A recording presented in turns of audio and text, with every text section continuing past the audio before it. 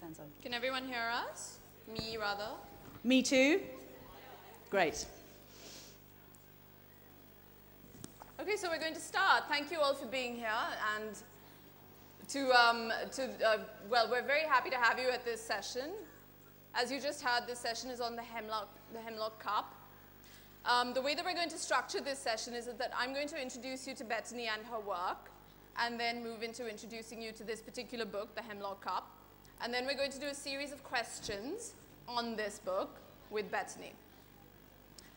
Bettany Hughes actually needs no introduction because most of you have seen her at the festival and have already become quite familiar with her work. But I'll just take you through a biography. Bettany Hughes is an author, historian, and broadcaster who has devoted much of the last 20 years to the vibrant communication of the past. With her specialty as ancient and medieval history and culture, she has taught at Oxford and Cambridge universities and lectured at Cornell, Bristol, UCL, Maastricht, Utrecht, and Manchester. Bettany has made a number of factual films for the BBC, Channel 4, PBS, Discovery, the History Channel, and ABC for both the British and international markets, including The Spartans, When the Moors Ruled in Europe, Athens, The Truth of Democracy, The Women of the Bible, and Helen of Troy. These have now been seen by over 250 million people worldwide, and that's a fact that we thought that we should share with you, and therefore illustrate the importance of history, even in our current rather ADD-ish times. Bettany is also an honorary founding patron of Classics for All, which is a national campaign to get classical languages and the study of classical civilizations back into state schools in the UK. And she is currently writing and filming a new landmark BBC series on Socrates, Buddha, and Confucius, and is also writing a new history of Istanbul for publication in 2015. Interestingly, Bettany is leaving us tomorrow, meaning leaving India, and then returning next week to film the Buddha series. And so I've just bought my clothes to wear for the BBC film from the shop here at the Jaipur Festival, so I'm going to be wearing Jaipur. That deserves a clap. We now come to the literature. Her first book, Helen of Troy, Goddess, Princess, Whore, which is this book right here, is available at the Amazon bookstore and has been translated into 10 languages. Her second, Hemlock Cup, Socrates, Athens, and the Search for the Good Life, was a New York Times bestseller and was shortlisted for the Writers Guild Award. So quickly going to introduce you to the book before we pass over to Bettany. The Hemlock Cup. We think the way we do because Socrates thought the way he did. A lot of us are very familiar with the phrase, the unexamined life is not worth living. And this phrase came from Socrates and may have originated 25 centuries ago, but it is indeed a founding principle of modern life. Socrates lived and contributed to a city, Athens, that nurtured key ingredients of contemporary civilization: democracy, liberty, science, drama, rational thought. Yet, as he wrote nothing in his lifetime, he is an enigmatic figure. The Hemlock Cup gives Socrates the biography he deserves, setting him in the context of the Eastern Mediterranean that was his home, and dealing with him as he himself dealt with the world. Without further ado, we now address a series of questions to Bettany on this seminal work. Bettany, when Socrates is such a nebulous figure who himself wrote nothing down, why is it that you decided to take on the task of actually writing down a history of Socrates? I know, it's slightly perverse. And actually, just before I answer that question, I wanted to say one thing to you, the audience. First of all, thank you so much for inviting me here to Jaipur. I have learned so much over the last week, and I have also had the most brilliant time in your beautiful city. But I'd also like to thank you specifically for coming here, because wherever Socrates is now, I'm sure, I have no doubt, in fact, that he is smiling down on you. Because for Socrates, an essential element of the good life was to join together and to share ideas face to face. This was something that Plato described as catharsis. It was bringing the truth into the world, witnessing the truth. So I think you should give yourselves a round of applause, because you are both the incarnation of the good life and of perfect philosophy. So thank you. You are all lovers of wisdom, and I really mean that. I think it's terribly important to do these face-to-face conversations. But, as has been said, I gave myself a rather difficult task in trying to write a biography of Socrates, because he had an allergy to the written word. So as far as we know, he wrote not a single word down. So normally, if you write a biography, you want to choose someone that people have heard of, and that's no problem with Socrates. There isn't a single decade in human history from when he dies until today when he goes off the radar in both East and West. So men and women have long wanted to understand Socrates. So he is famous. But because he didn't write a word down, it could all be made up. It could all be absolute fantasy. And this terrible fact was brought home to me one morning when I was doing a literary festival rather like this in the city of Edinburgh in Scotland. And I was sitting down at breakfast with an author called Mark Haddon. Do you know him? Who wrote The Curious Incident of the Dog at Night Time? Great author. He's a classicist. All the best authors start in the ancient world, I think. And we always had these rather stilted conversations, us authors, at these breakfast things. And of course he said, "Oh, are you here because you've written a book?" And it's sort of, yes, because I'm at a literary festival. You know, what are you writing now? And then he said to me, "What are you writing?" And I said, "Oh, well, I'm just in the middle of writing a book about Socrates." And he said, "Oh, what a brilliant donut subject, because it's really rich and satisfying, but there's a huge hole in the middle where the central character should be."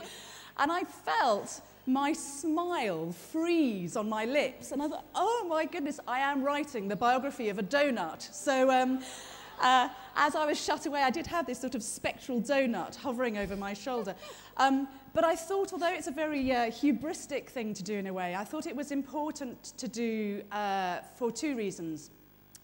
Simply, we might not have his words, but we do have the stones beneath his feet. So I thought perhaps what I could try to do is to almost jigsaw puzzle together all the evidence around that kind of Socrates-shaped hole in the middle. As a rational, cool, collected historian, I thought it was an important book to write, because Socrates witnessed what we call the Greek miracle firsthand, this amazing moment in the 5th century BC, which in fact is an amazing moment right across the world, which is why I'm making this television series about Socrates and the Buddha and Confucius, so comparing the three. So, you know, when Socrates walked through the streets of Athens, he walked through the streets with the historian Herodotus, the playwright Euripides, Aristophanes, Sophocles. He met all of these men.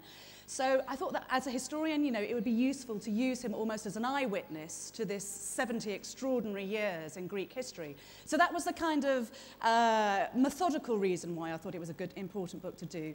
But there was a very emotional, personal reason as well, is that, as you said in that introduction, with those 7 words, the unexamined life is not worth living, I think that Socrates gives us the modern world because he allows the future to be a possibility. Because what he's saying is that inquiry isn't seditious, it is central to what it is to be human. And sharing our ideas is also something which is central to what it is to be human. And actually, this is a fact I wish I'd known when I was writing the book. We talked about this in one of the first sessions of the festival. Neuroscientists now tell us that one of the things that distinguishes us as a species is that other primates have ideas. So apes can have ideas. But what makes us different is that we can imagine the consequence of communicating abstract ideas, even if we don't know where those are going to lead. So, you know, to show the comparison, there's a very interesting experiment happening in Japan at the moment, where there's this incredibly clever girl ape, absolutely brilliant. And they shut her in a room, I think twice a day, and she beats this computer at every game that you give her. I mean, go on YouTube and just type in clever ape Japan and it will immediately come up. So there's this ape who sits in a room and she beats she's worked out sequencing and kind of how to do maths, and I mean, she's really a genius. But then she goes back into her cage with her cage mate, and she doesn't communicate how she can do that. And if she did, those apes would be ruling the world. But because she thinks, I do this, I don't know why I do it, but it's kind of interesting. But she doesn't communicate that abstract idea. But that's something that we do as humans. And this is what Socrates continually did as well. He communicated his ideas. So there was I just felt gratitude to him, in fact, and also to the Buddha, I have to say, in this idea that making life better is not down to them, it's down to us. It's down to using the power of our minds and speech and thought to try to make the world a better place. Thank you for that. We'll definitely be checking out the clever ape on YouTube Yeah, too. and trying to apply it to our See if you can analysis. beat her, it's impossible. Absolutely. Well, on the spectral donut, what kinds of evidence are you using to piece together a history of him? And I noticed that on the back of the book, it says your prose is the literary equivalent of computer-generated imagery, CGI. Yeah, that was actually a review from Tom Holland, who might be in the audience, we did a Herodotus session earlier. What's the great thing about Athens at the moment is because they had the Olympics there, there's a huge amount of new archaeology. So they were literally digging up the city, and of course if you dig up an ancient city, you find the ancient city beneath. So there was a lot of new archaeology. And I was combining that with the literary sources. So our sources for Socrates are Plato, of course, Aristophanes, the playwright, these are our Greek sources, and Xenophon, the great sort of general and historian. It's very difficult for us to work out how much of what they say about him is true, because of course, again, these are all secondary sources. They could be making it up. You can do two things as a historian. You can look at the moments where the different sources graze one another, because it would be very odd in the 5th century if there was some kind of conspiracy theory when those three got together, different ages, and said, okay, what is this creature Socrates? How are we going to deliver him to the future? I don't think that happened. So I think that we can find where there are moments when they agree with one another, that probably is the real Socrates. And Plato has often been described as a false friend because so much of the philosophy is Platonic rather than Socratic. But there's a very interesting thing with Plato. Plato was Socrates' pupil and great admirer. And we're now finding that a lot of his work, a lot of his writing, is matching exactly the archaeology when you dig it up in Athens. So we know he wasn't making it up. There's a particular, one of his dialogues called the Lysis, which is a very beautiful dialogue on friendship, talking about the value and power of friendship. And it describes Socrates walking from the academy to the Lyceum along that road, and talks about him going in to visiting a wrestling, a palaestra, a kind of wrestling floor where these beautiful young men were wrestling with one another. And that exact description matches the wrestling floor that has now been discovered in Athens, kind of to the last minute detail, so that we know we can rely in some way on Plato. And what he's using is something called episodic memory. Are there any neuroscientists in the house? None that are admitting. Okay. Oh, there's one at the back. Okay. So you tell me if I've got this wrong. But my understanding with episodic memory is it's a very important thing for humans, is that we remember the world often in kind of visual snapshots. So if I ask all of you, for instance, what were you doing last weekend? Just take a moment to think about that. And what comes into your mind is not a list of words. You haven't written a little paragraph. You'll have images in your mind, and those will actually be very true images about what was happening, and I hope they're not embarrassing. There's somebody over there looking a bit sheepish about what happened last weekend. But this is what we think we're coming across in Plato, are these episodic memories. So these actually very true visual snapshots of Socrates in his world. So I think we can rely on him in that way. But also, as I said, the archaeology, it's a kind of amazingly rich now, the Athens that he walked upon. And it really matters because Socrates was a quotidian philosopher. He was a philosopher for whom praxis was very important. He didn't have these ideas in abstract. He only thought that philosophy worked if it was then put into action. And he was a man who walked through the streets of Athens. He lived very vigorously as an Athenian citizen. Cicero much later says that he was the first philosopher to bring philosophy down from the skies or from the heavens and onto the streets where it belongs. Yeah, exactly. So he was a philosopher of the streets. So I think we can use that archaeology to try to understand understand the lived experience of what it was to be Socrates, and therefore to try to understand him as a man and therefore as a thinker in his time and place. Mm-hmm. And on that subject, could you tell us a bit more about the different sources, the chapter in your book, Dramatis Personae, on Plato, Xenophon, and Aristophanes, and the perhaps the difference that they have in their accounts, but also their personal biases? Yeah, well, Plato, as I said, was basically in love with Socrates, I think. So he both records and then amplifies and changes his philosophy. We're told that Plato was at his trial and he was so upset, he was sick to the stomach. He had to leave because he couldn't bear the fact that this great man that he adored, really, was clearly going to be given the death penalty. Aristophanes, very interesting. He's a kind of, radical young buck, a playwright, and he's incredibly rude about Socrates. So he puts him into his plays, and he talks about him, climbing up in a bath to peer at the arse, excuse my language, but that is how it is in the Greek, at the arse of the moon, and, just as a kind of ridiculous figure. And very important, I think, actually, for us to remember how Aristophanes gives us Socrates, because when Socrates is described in this way in the plays, all of the Athenian citizenry would have sat in those theatres and listened to these very contentious, mocking words. And I think actually that plays a part in then his trial and his death, that these kind of seeds of doubt and the idea that this is somebody who can be mocked is being placed in the minds of the Athenians. It's sort of the equivalent of trial by media. We all know it's a horrible truth of the world that often it doesn't matter what we do, what matters is what people say about what we do. And I think particularly in the 21st century, where things are said about us on the internet and we have absolutely no control on it, but that suddenly becomes truth. So we have Aristophanes as well, and Xenophon, again, an admirer of Socrates, a general. He had a much more robust, slightly more kind of simplistic approach to Socrates. But what's very interesting is that Xenophon tells us what Plato tells us, that what matters to Socrates is love. Mm-hmm.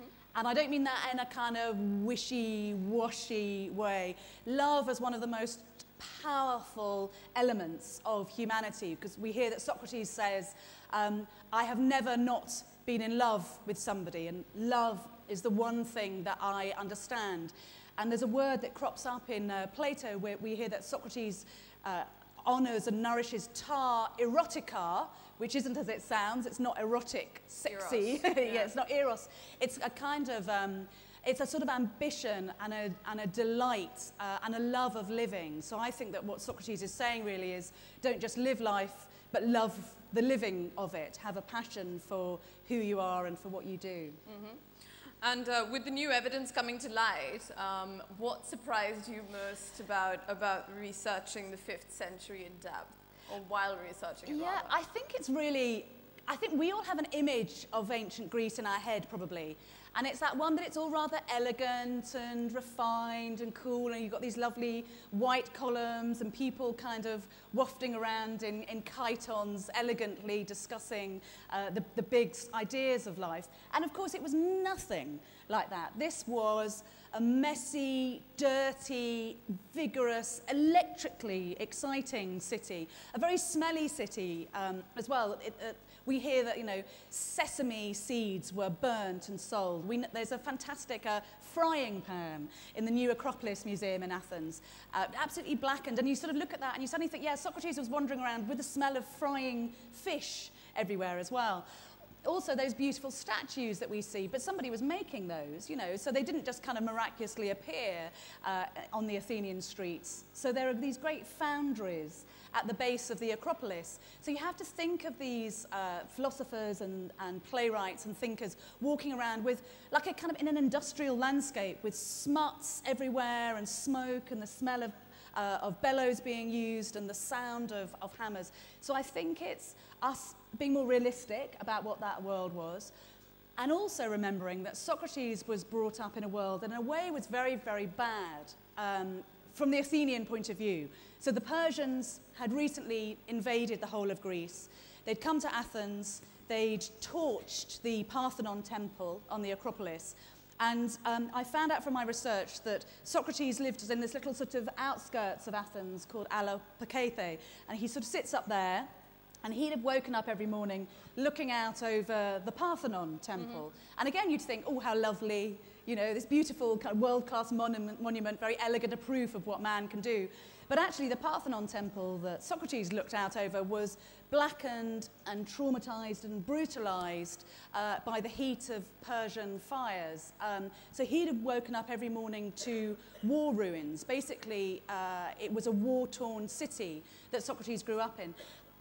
And I wonder sometimes whether one of the reasons that he searched for the good in life is because he was brought up in a place that was demonstrably bad or had suffered the bad. And this is one of the reasons he's driven with such a kind of fierce passion to try to find the good in the world. And on the same word, fierce, democracy. Yeah. The Athenians fiercely defended and indeed propagated democracy, which will then bring us to our next question. Why do you think that he was charged with those particular crimes? And why the title, the Hemlock Cup? Because that's obviously the main focus of your research. Yeah, well it is. So there's this thing, you know, this great paradox with Socrates. So he grows up as democracy is growing up. It's a very young idea when he's growing up, but it quickly becomes fetishized in Athens. So it's very interesting. We find Athenians, sort of posh Athenians, calling their eldest sons democracy, Democrates they call them. And I was actually lecturing at Cornell, and a student put up their hand and said, would that happen today? And I said, oh no, you know, I'm sure, absolutely, it wouldn't happen. We wouldn't do that. I don't know what the equivalent would be. And then another guy put up his hand and said, no, this is exactly happening today, because after the Arab Spring and the revolutions in Tahrir Square, one of the main protesters and revolutionaries, in the middle of the revolution, got a text on his phone from his wife saying, I've just had a baby girl. What should we call her? You know, well done, you're a father. And he texted back and said, she shall be named Facebook. Because for him, Facebook had changed the world that he knew. So actually, it exactly happens as it did 2,500 years ago. So democracy is fiercely believed in. Democratia comes to be worshipped as a goddess. It's a direct democracy, incredibly exciting. So you get fishermen and goat herds sitting next to aristocrats and generals, voting on their city, ruling and being ruled in turn. But there's an issue with this democracy, that it fetishizes freedom. Freedom is the kind of watchword of 5th century Athens. So we find that they set up freedom colonnades. They name warships freedom. So they send out these warships, which are called the triremes, yeah. So they're called freedom of speech is the name that they give to warships. But you actually made a really interesting point when we were talking earlier that this is, do you really have freedom of speech versus freedom of expression, and what's the difference between the two? Exactly. So freedom of expression means that everybody in theory is free to express themselves. But of course then, do you have freedom to offend? And this is something we've seen so recently around us. The Paris attack is an absolute prime example of that, which is splitting opinion across the world as how far can you go with freedom of speech, and do you have freedom to offend? And this is something which really troubles the ancient Athenians, and I think that in many ways Socrates is at the wrong end of that debate and that anxiety, because he's lived for 70 years, 50 of them, expressing himself freely on the streets of Athens. He refuses to compromise. He's really annoying, I think, Socrates. People always say to me, would you like to have met him? Yes and no, because I'm sure, in some ways, I'm sure it'd be like sitting next to a kind of, you go to a dinner party and think, oh, how exciting, Socrates is going to be there. And then you find that he's this really irritating, super smart barrister who kind of undercuts everything that you say and reduces you to a quivering wreck and just makes you look stupid in front of everybody. So in some ways I would not want to have met Socrates. He's described as a gadfly, very famously, as this sort of annoying little gnat that pricks away at Athens, the thoroughbred horse. So I think there's a whole mixture of things. So the charges that he's taken to court on are that he's denied the city's gods, introduced new gods, and that he's corrupted the youth. And the corrupting of the youth, some people say, oh, was that a kind of sexual thing? Absolutely not. I'd like to say here and now, that's nonsense. The idea was just that he was getting them to think, doing this dangerous thing of getting them to think for themselves. And again, you know, I'm a mother of teenage children. I know sometimes, actually, they come up with really silly ideas, youngsters. And should we give them unfettered freedom of expression? Because they are, you know, these are young minds. So I can see, as a philosopher, well, as a historian, I think it's the most brilliant thing that he encouraged the young to think. As a mother, I think, yeah, that would be really annoying, you know, to have this guy saying, oh, say anything, it doesn't matter, just cut it all down, who cares about, you know, the status quo. So I think he was very troubling for the Athenians because of that, because of what he did with the youth. Critically as well, he was operating in a world where there is no separate word for religion.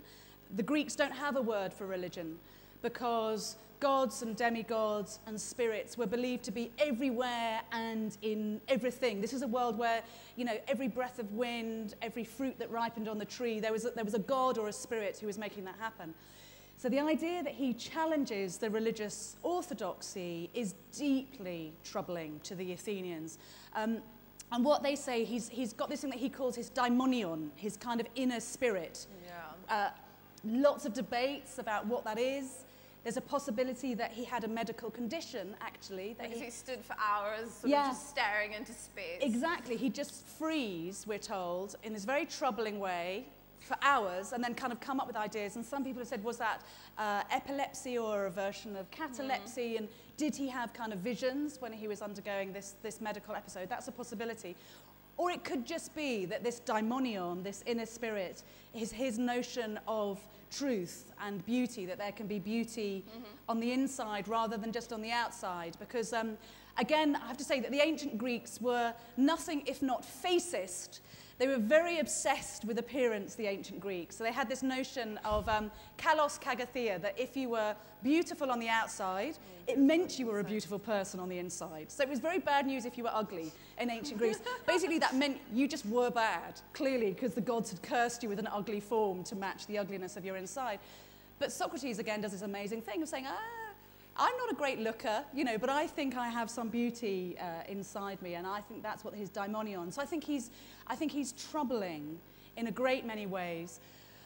I also wonder if there's a kind of geopolitical issue here, that when Athens was on the up, so when it was celebrating and fetishizing freedom, there was this sort of sense of it as a kind of can-do city-state where anything was possible. It had beat the Persians, for goodness sake, you know, the greatest power on the known earth.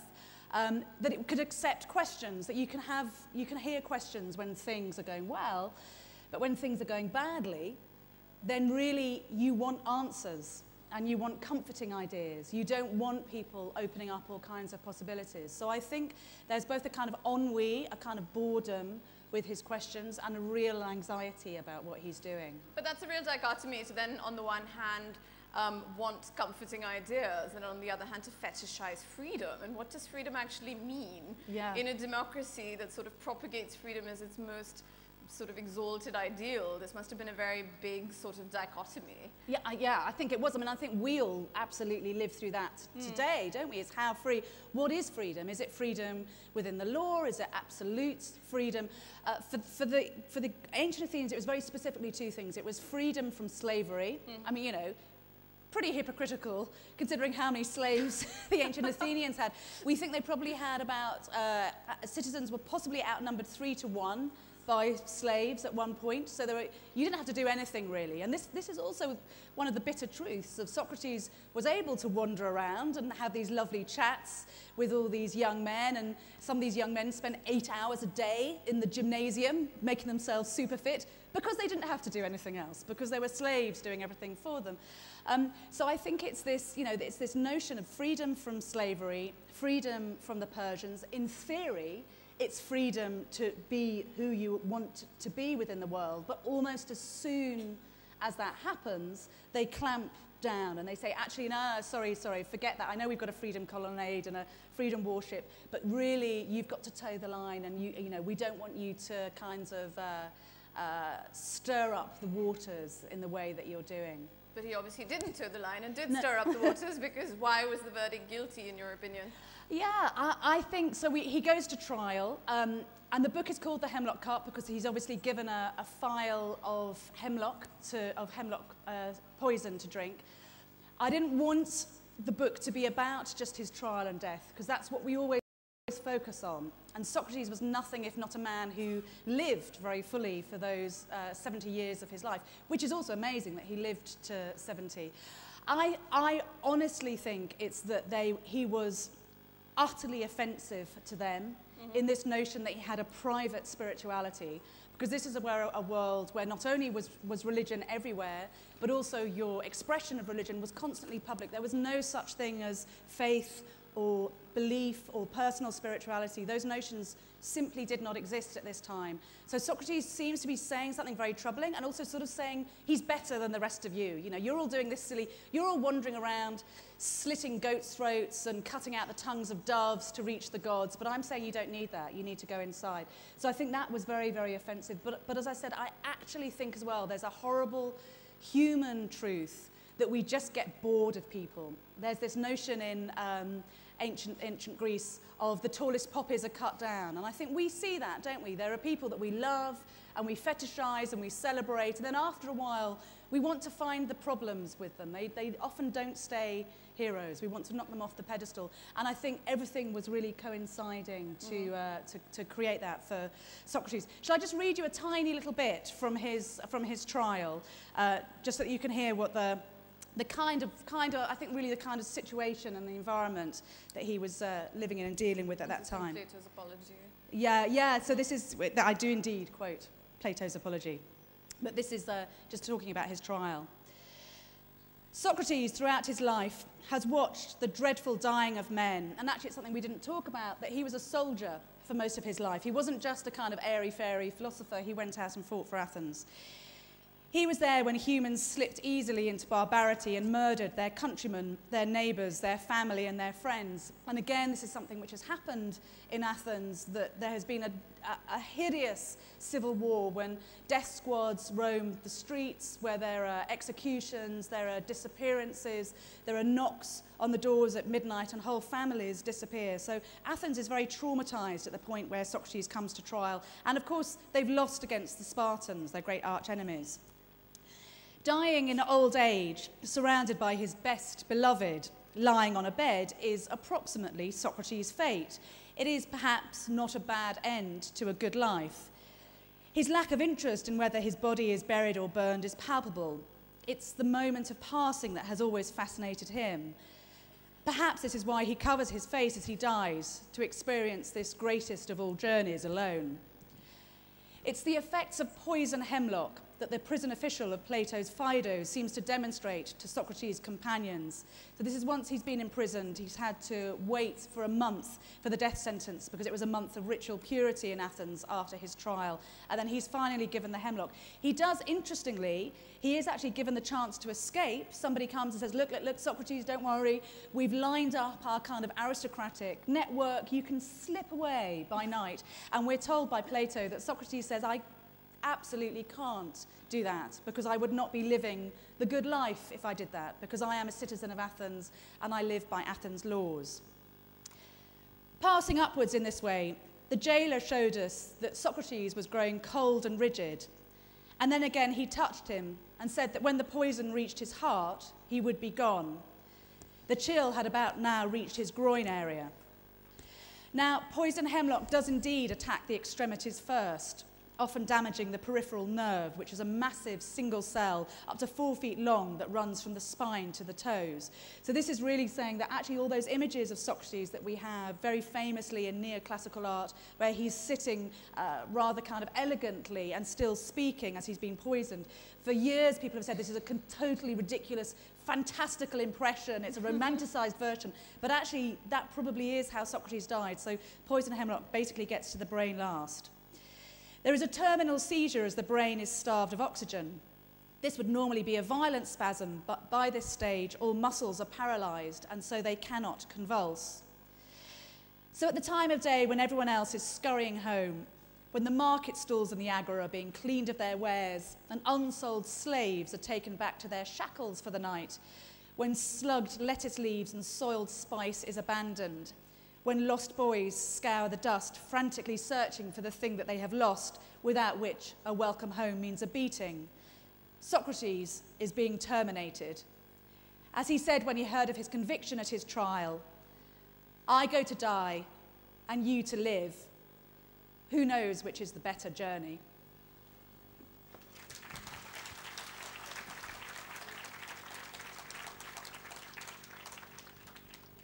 Thank you so much for that, Bettany. So Socrates was terminated. The papers have asked you often whether Socrates is still relevant, though. And is he? Well, it's a very funny, I get rung up by journalists saying, "So, Bettany, Socrates, why relevant today?" And I kind of feel like saying, well, how long have you got? This could be a very long phone call. I think he has utter and direct relevance to all of us, because in a way, I think he sees us coming as a civilization, as a society, for a number of reasons.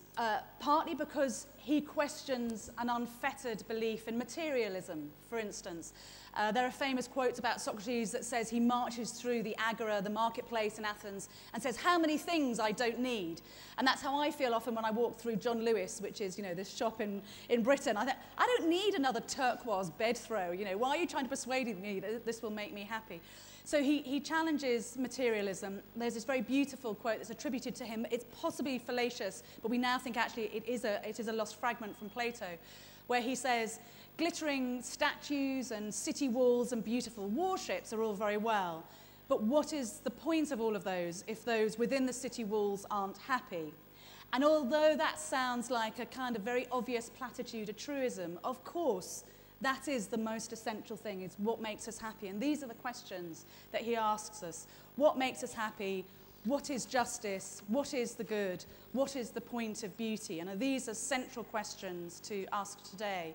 But I think he does two other vital things. And actually, interestingly, this is something that he shares with both Buddha and Confucius.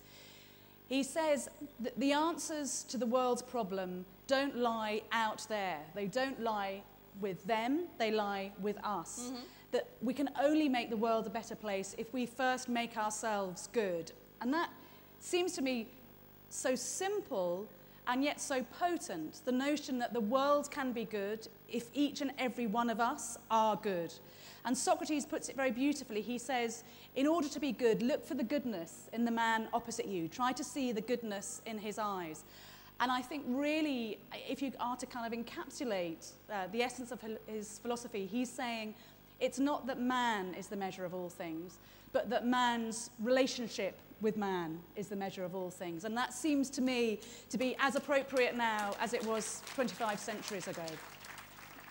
And indeed, the self's relationship with the self, looking at yourself through wise eyes, knowing what the good life is, yes, and implementing that. Exactly, and constantly interrogating what you do. I mean, it's something, we all know, it's very easy, I think, it's very easy to be bad, and it's very hard to be good, I find.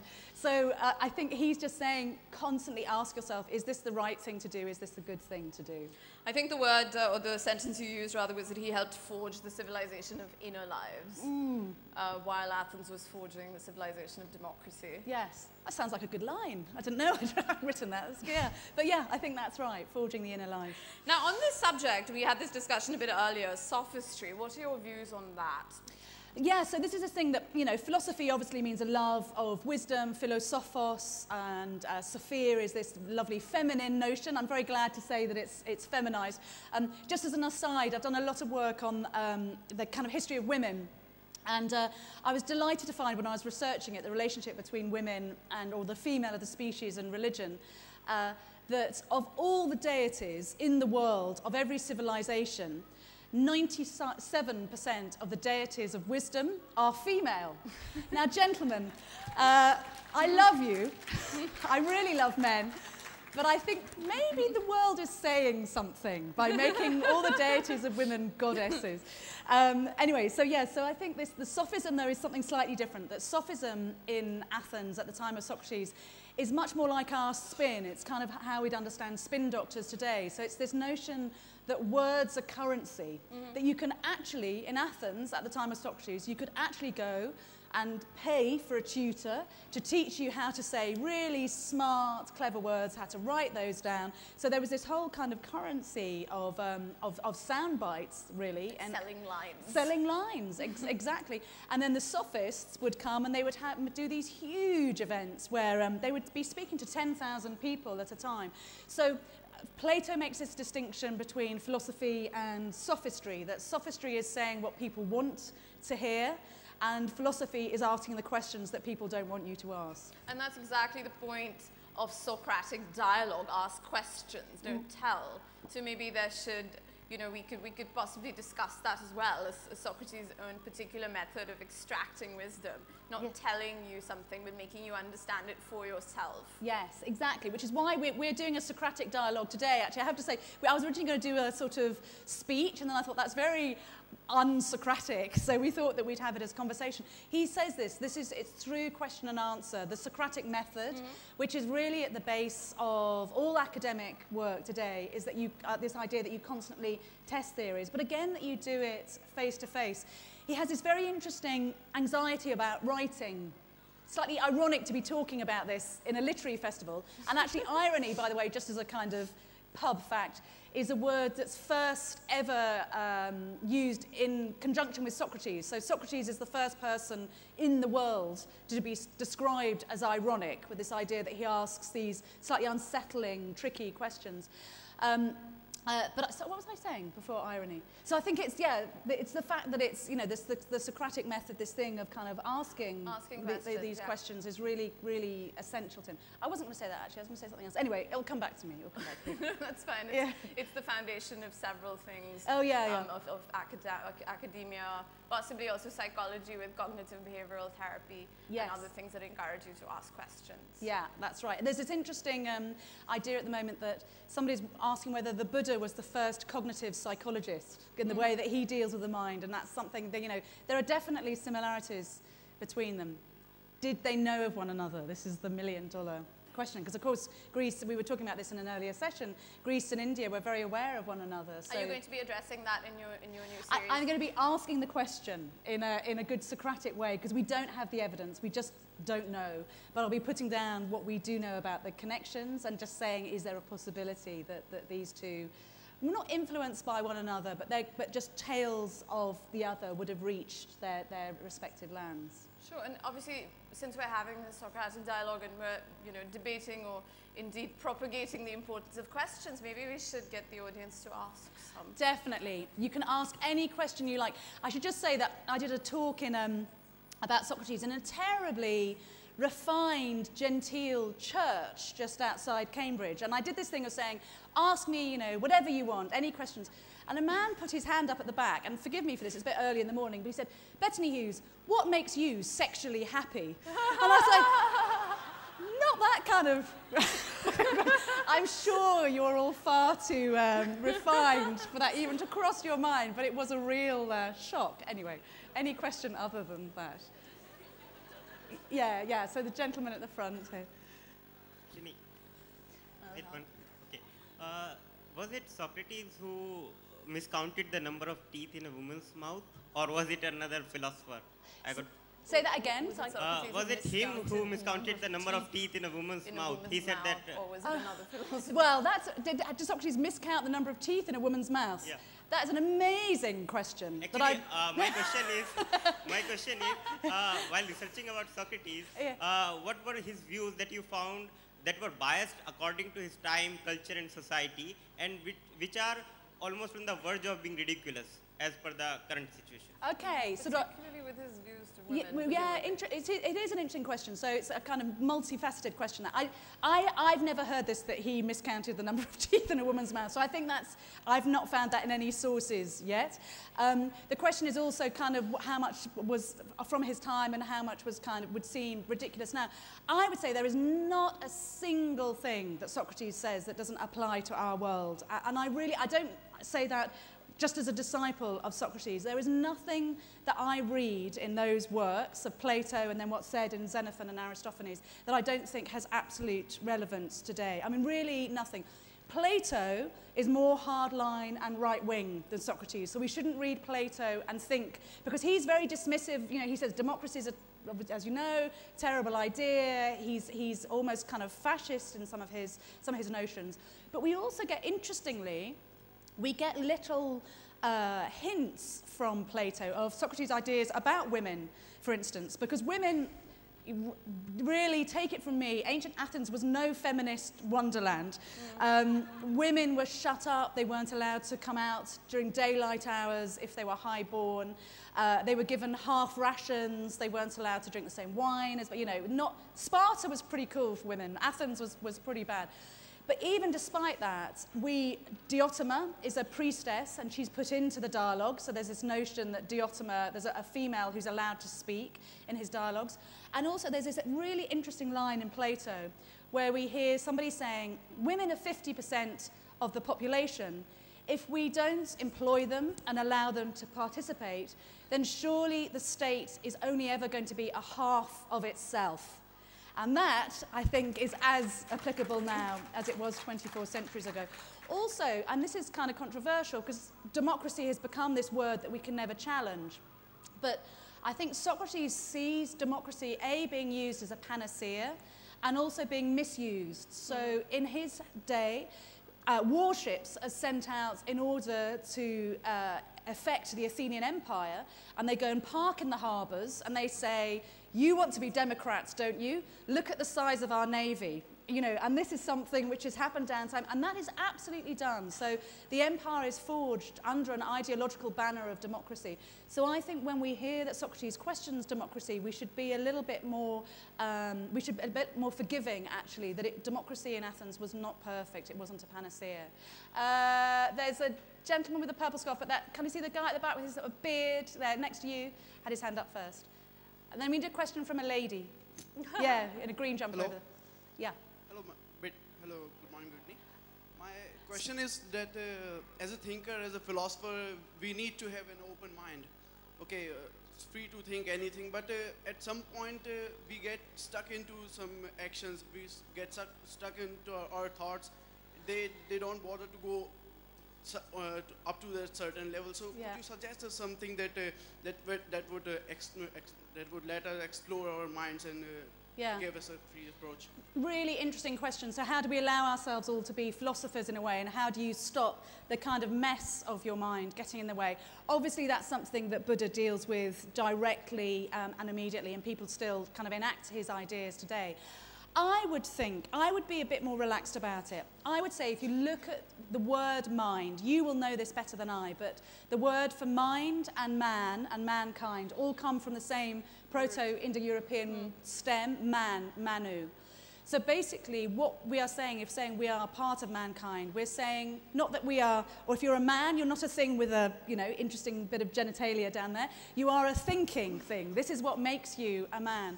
So I think if you do what Socrates says and just have absolute belief in the power of your mind, don't fret about what you're thinking. Allow the power of your mind to have absolute precedence. Then you are fulfilling what it is to be human. Because I think, you know, by saying that we are all part of the brotherhood of man, what we're saying is that we are all men and women. We are all thinking creatures. The lady in green jumper. Hello? Yeah. Hi. You mentioned earlier that Socrates had this sort of odd relationship with writing things down, that he didn't like it or something like that. Could you just go a bit more into detail about that? I can. Can I just read you what Socrates actually said, if I can find it? So yeah, we're told by Plato that he really is really anxious about writing. And the notion is that once you've written something down, it becomes, it can't defend itself. It becomes an orphan because its father is no longer there to defend it. And I know what he means. I'm sure we've all done this. You know when you've written an email and you send it off, and you know exactly what you mean and the tone, and then you get this kind of horrified, offended response, and that's what he's talking about. So this is the passage where we know why he was so anxious about writing. This is Plato's Phaedrus 275d to E. Socrates, writing, Phaedrus, has this strange quality. For if you ask written words a question, they preserve a solemn silence. So it's this idea that writing almost imprisons ideas. I don't believe that, actually. I think writing can answer that. This is what Socrates said. You might think that they spoke as if they had intelligence, but if you question them, wishing to know about their sayings, they always reply with only one and the same thing. And every word, when it is written down and bandied about, when ill-treated or unjustly reviled, it always needs its father to help it. So it needs the author to be there with the written word, for it has no power to protect or to help itself. Yeah, gentleman at the front. And then Ma'am, during this session, I imagined a scenario, which is purely fictional. Yeah. Let's suppose when it was demanded that Socrates should be terminated, he managed to run away, and later you wrote a book while you were in Athens, and Athens realized that they were not fair to Socrates, Yeah. so they organized a literary festival, Yeah. and they call Socrates back, and he comes. And so what would be the one question that you would ask him, apart from the fact that you wrote a book on it? Oh, that is a brilliant, that's the best Wow. question I've ever had. That is fantastic. So what would I ask Socrates if he was here today? Well, just so I give myself 20 seconds to think about that, I'll just tell you one thing is very interesting, is that they did regret what they did, the Athenians, and almost as soon as he's executed, or pretty quickly after he's executed, they make a statue of him and put him outside the city walls, because I think they really realise they've done a bad thing. I know what I would ask Socrates. As I said, I think that Socrates tells us that the meaning of life is love, so I think I would ask him, what is love? Somebody said to me actually in the car on the way here, and you can tell me this at the end, they said to me, who would be the Socrates of today? And that's an interesting question. Is it as in the 21st century? And I don't know what that, you come and tell me after the session, I don't know what that answer is. In a way, we're all Socrates' children, but I don't know if there is a Socrates today. Go on. Ma'am, just like Plato and me, are you also in love with Socrates? Ah, no, I hate him, because I had to write this book without any written evidence. Honestly, I cursed him. Lots of times. My two daughters describe this as the treacherous book, because they used to hear me hammering on the door sometimes when I was frustrated. No, I have a love-hate relationship with Socrates. Yeah, lady at the front, and then there was a patient gentleman at the back with a purple scarf. So a lot of what you said focuses on being good and living a good life. So does he actually, is there anything that Socrates actually puts down as to what is good and what isn't good? Yeah, well, he doesn't. Because, and this is why he's so intriguing and will always really be an enigma in some ways. Because as you said, he doesn't teach. He doesn't say, this is the way that you should live Socrates doesn't say this. He doesn't say, this is the way that you should live your life. He says the way to be good, and it sounds like a kind of ridiculous solipsism, but the way to be good is to be good. That he's really empowering us. He's saying, nobody can tell you what you should do. Your life, it's not just in the lap of the gods or nature. You can control your own destiny by being good. But I think really what he was saying is just do that thing that we were saying. You are good by the Socratic method of questioning yourself the whole time. And I think he's right. I think we all know, deep down, we all know what's right. I think we know whether we're doing a good or a bad thing. So I think what's saying is have the strength and the bravery to recognize what is good in you. Gentleman at the front, and then a gentleman in blue, and then a lady and waving man at the back. Thank you very much, ma'am. What I have in my mind is this, that Socrates is considered as the most wise man in the Greek tradition, and Buddha in the Indian tradition. Buddha itself means the wise man. Yeah. But the question I have is this, that on the one hand, Socrates always encouraged questioning. Yes. But on the other hand, Buddha discouraged some particular specific kind of questions. Yes. Which he called avyaktani. Yeah. And I don't know at all anything about Confucius. What was his Confucius was situation? he told you what So he had very firm ideas about what you should think. So are these really two different ideas of wisdom, or how would you like to take I would say that they're different iterations of wisdom. So they express themselves in different ways, and the details are different. But at the core, they are the same, because at the core, actually all three of them, Socrates, Confucius, and Buddha, are saying, you do it. You be wise, you be good. Don't make excuses. Don't say, I couldn't do this because, you know, my husband was annoying, or my children went to bed late, or, you know, I'm being suppressed. That's not a good enough reason. That you have to have the strength within you. So that's what connects them. But you are absolutely right. There are crucial differences as well. And I can't wait. I'm back in a week's time to film the Buddha episode of this BBC series. So if I see any of you in the streets, we want real people to talk to us about the Buddha and about what matters in life. So if you see me with a crew, grab me and you can be on telly. The guy in blue, and then there's a man waving with two hands at the back. Hello, ma'am. Hello. I just want to know about the one line that you have mentioned there. It's a simple question, but I know that there is no specific answer for that, but still I ask. No space for what? No space for... For answer. Oh, okay, yeah. The search for the good life. Yes. I think if we will search, what do you mean by good life? And if we will search for our good life, is there end for the good life? And when we'll get this good life? I just want to know that. How do we get it? And what's the end of the good life? And this is the end of the good life that we are searching for? Okay, I think so. The good and the good life are slightly different things. So the good life, I think this is summed up in this phrase "ta erotica," the things of love, the lovely things. And I think what he's saying is that make sure, and again, it's very practical. This is what's interesting about Socrates, interesting about all of them actually. They say there's no point in thinking all this stuff, you have to enact it. So this is something you have to do. You get up, you brush your teeth, you have your breakfast, you are philosophical in the way that you deal with your life. And what he says with ta erotica, which are the lovely things, it's basically having an ambition. Eros was the god not just of sexual love, but of ambition and desire and love and sort of meeting life on the front foot, really. So I think what Socrates is saying is wake up every morning and work out why it's a lovely day to wake up and what you're going to do to make that day good. So I think it's a very positivist attitude. So that's what the good life, you can only live the good life if you live the good life. And we don't know what he thinks about the afterlife. There is this incredibly enigmatic thing that he says, I go to die, you to live, which is the better journey. He doesn't tell us whether this is going to play out in the beyond. We all know that his final words were sacrifice a cock, a male chicken, to Asclepius, to the god of healing. What does he mean by that? Did he mean that we have to sacrifice a god to the god of healing so that we can heal the sickness of our souls? Was he saying, I think I'm just about to end up in some afterlife, so oh my God, quickly go out and sacrifice, so I have the good time? Was he?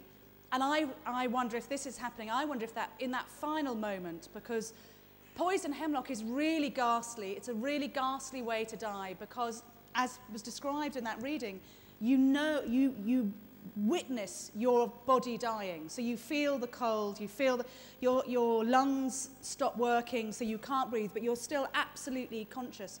I wonder whether he was simply crying out to the god of healing as you would cry out for water or to your mother or for a doctor at the end. So I wonder if Socrates, to the very last, is what he always was, which is a very human philosopher, rather than he was a philosopher who is very much of the physical as well as the metaphysical. Okay, we've got a chance for two more questions. Can you see the guy at the back? Wave both hands again. Have you got microphone? I think one last question. I got the mic. After that, one last, okay, yeah. Thank you for giving me the opportunity.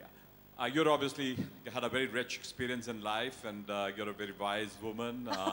And I wanted to ask you that if you had to condense all your wisdom into a very simple message for humanity in today's time, how would you put it? Gosh. Well, I know that I know nothing. As Socrates says, the wise man is the man that knows that he knows nothing.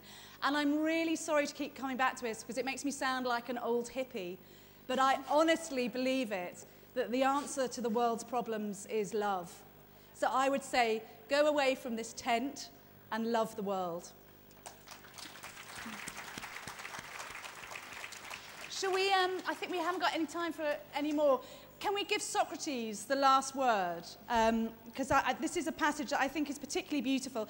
And once I've read it, can I take a picture of you so I can tweet it? So I can prove that philosophy to the world, that the philosophical debate is alive and kicking.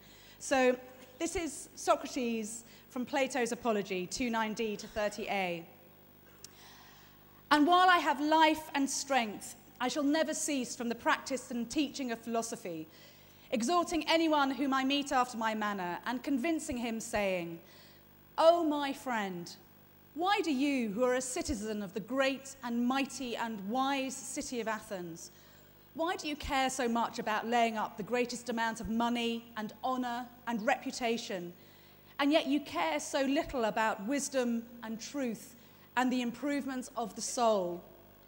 Go on, live life better." Thank you.